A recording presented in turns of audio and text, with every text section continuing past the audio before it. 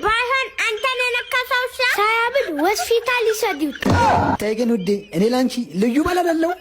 አንተ እኮ ከሌሎቹ ልዩ ባል የሆንከው ያስፈዛ ነው ብለህ 1000 ብር ሰጥተህ በቀን 3 አይ ና ተቀመጥ። እሺ እና መረጃ እንደሚያሳየኝ ምንም የስፖርት እንቅስቃሴ አታደርግም? አረ ዶክተር ኳስም እጫወታለሁ፣ ሮጣለሁ፣ ሳይክልም እነዳለሁ። ለምን ያህል ጊዜ ነው የምትጫወተው? የስልኬ ቻርጅ እስኪዘጋ ብቻ።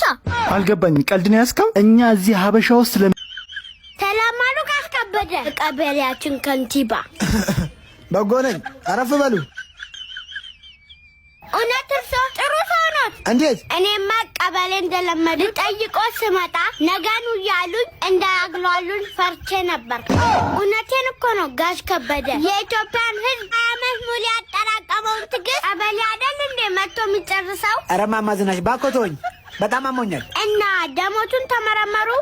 አዎ እርግጠኛ ነኝ ደሞት ሲመረመር ደሞት ውስጥ የተገኘው የኢትዮጵያ ሕዝብ ቀልብ ነው። እና ምን ያምሮታል? እኔማ